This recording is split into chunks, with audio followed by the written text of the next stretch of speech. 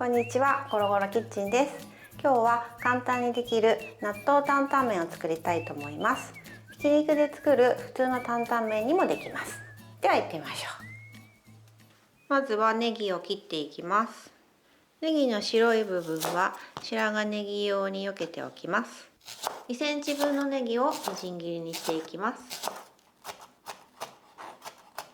白髪ネギは真ん中の青い部分は取り除き、外側の白い部分を細い千切りにします。千切りが終わったら水にさらしておきます。味噌に砂糖、醤油、お酒を加えてよく混ぜ合わせておきます。こちらを調味料 A とします。次にピーナッツバターに醤油、お酢を加えてよく混ぜておきます。こちらは調味料 B とします。はい、で先ほどのネギのみじん切りと白髪ネギ混ぜ合わせた調味料が準備できたら、残りの調味料も全部準備しちゃいます。というのもこの先はかなりスピード勝負、麺を茹でたりっていう風になるので、全部揃っている方が慌てずに騒がずに作れると思います。ちなみにですね、今回は納豆を使っていますが、普通の担々麺の方がいいわという人はこの納豆をひき肉にしていただいて、この野菜だしを鶏ガラスープの素に変えていただければ普通の担々麺として美味しくできると思います。では納豆味噌を作っていきます。鍋にごま油を入れます。弱火にかけて生姜、にんにくを入れて軽く炒めて香りが出たら納豆と合わせ調味料 A を一緒に入れて炒め合わせます。よく炒め合わさったら火を止めて鍋から取り出してよけておきます。同じ鍋に豆板醤を入れて再度弱火にかけます。すぐに香りが立ってくるので素早く水を加えます。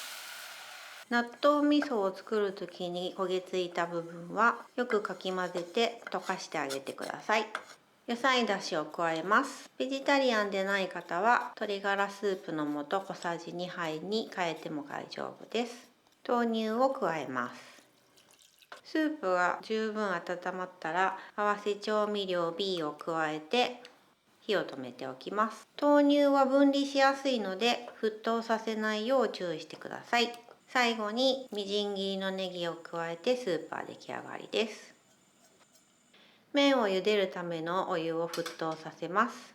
青菜を入れる場合は同じ湯で麺より先に茹でておきます。はい、で麺を茹でていくんですが、普通の中華麺があるよということであれば全然それで大丈夫なんですが、うちは海外であんまり中華麺が手に入りにくいので重曹を使ってパスタを中華麺風にしています。パスタは一番この細いカッペリーニがおすすめです。で、もし重曹を使って麺を茹でる場合はほうれん草などこういった青菜は先に茹でてあげちゃってから、その後重曹を入れて麺を茹でてあげてください。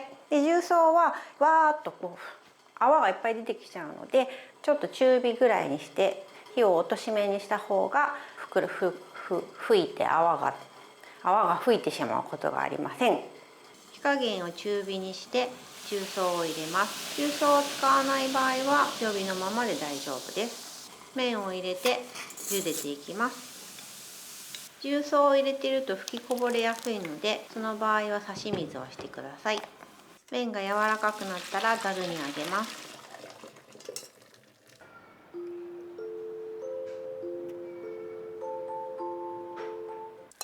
麺を器に入れます。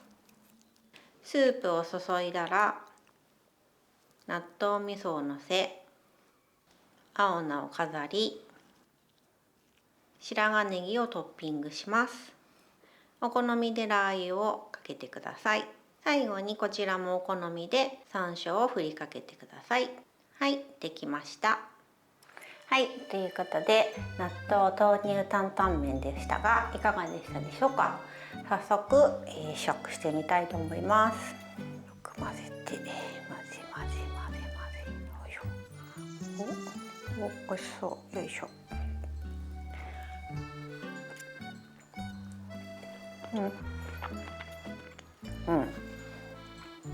美味しい。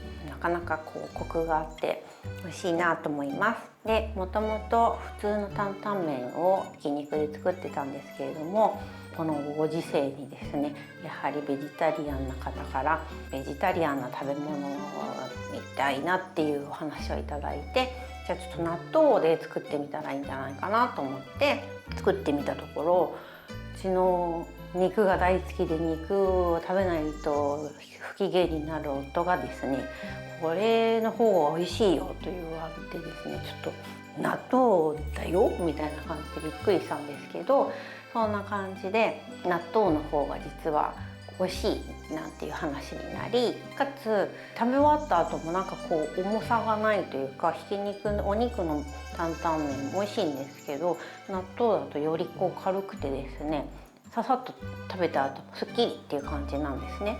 なので納豆が全然好きじゃないっていう人以外は、普通にもちろん担々麺お肉で作っていただいても美味しいんですけど、納豆での担々麺トライしてみていただいたら意外な美味しさに発見していただけるかなと思います。はい、そんな感じで納豆豆乳担々麺でしたがいかがでしたでしょうか。動画気に入っていただいたら是非高評価のボタンを押しておいていただけるととても喜びます。ではまた次回にお会いしましょう。ゴロゴロキッチンでした。